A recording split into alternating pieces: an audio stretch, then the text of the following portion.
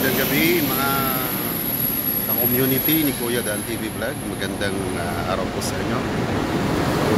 Dito po samahan niyo po ako sa aking paglalakbay pauwi ng aming probinsya sa Bicol. So ngayon po ay alas 10:15 ng gabi, November 29. Nasa isang stopover po kami para kape. Mahaba-habang lakbayin po ito. At nandito kami sa Barangay Tabugon, Santa Elena, Camarines Norte. So dito nag-stop over ang mga bus para magpahinga. At the same time po, ang mga driver at conductor ay nagkakape o nag-snack sila. So tingnan po natin ang kabuuan ng lugar na to. Ayan po yung mga buses na nagme-merienda. Namin kung sinakyan ay Beltranco dahil bababa kami mismong doon sa aming lugar sa Ligaw, Barangay Paolba, Albay na po yun.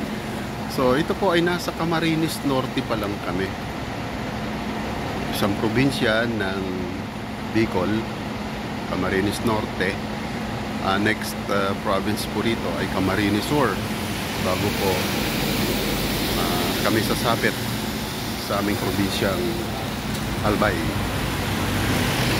Ayan. So lakad-lakad po tayo mga idol, samahan nyo po ako. So ito, lahat po ito ay biyaheng Bicol. Sorsogon naman to. Ang isang bus na to ay again parang Bisaya. At dito naman po yung aming sinasakyan, Beltranco. Yan, biyaheng Teodoran.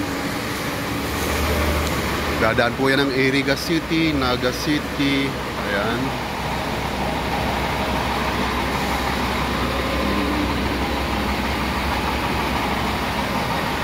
Tingnan natin sa lugar na to.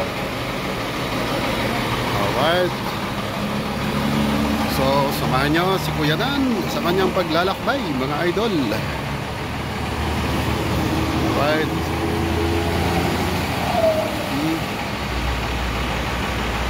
Madilim ang bahaging ito ng Camarines Norte. Oy, mega love shout out kay Nikki CN. Dito po ang ating pong kaibigan Nikki CN. At sa lugar na to o sa probinsyang ito, dito po siya nakatira. Ayan, mega love shout out sa'yo. Ang kanila naman ay Daet, Camarines Norte.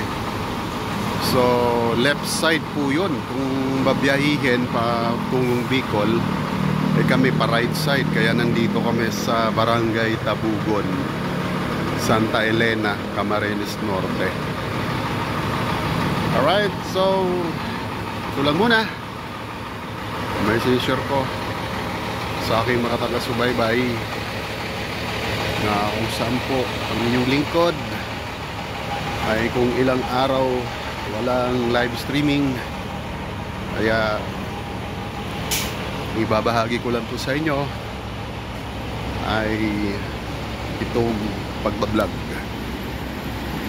Binablog po natin ang ating biyaheng Bicol, ang inyong lingkod. Ayan, dito po ako sa bandang likod ng mga buses na to. May mga dumadaan naglalakihang mga trucks. Sa kabilang kalsadang yon, doon naman tumigil yung mga buses tungong Bisaya, Bicol. Ando po sila sa kabilang yon. Kami naman dito sa bandang ito papahinga So more or less mga 15 minutes lang po itong tigil na to. Then after that ay biyahe ulit. So mga estimate time arrival po namin sa aming lugar ay mga from here mga 5 hours pa po yan, more or less. Kaya darating kami sa amin ay madaling araw na. Alright, so Dan TV Vlog po. Yung mga hindi pa po nakakapag-subscribe, please subscribe and like, please share para naman po ay updated po kayo sa aking mga vlog. Alright, so si Kuya Dan, medyo madilim sa bahaging ito, pero ito ay binabati po kayo, Kuya Dan TV, saan man po kayo naroroon.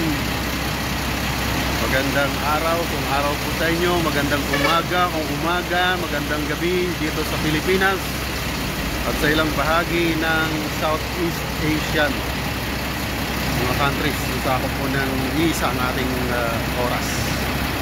Alright, sa muli, abangan ang aking mga susunod pang pagbabahagi ng paglalakbay ni Kuya Dan.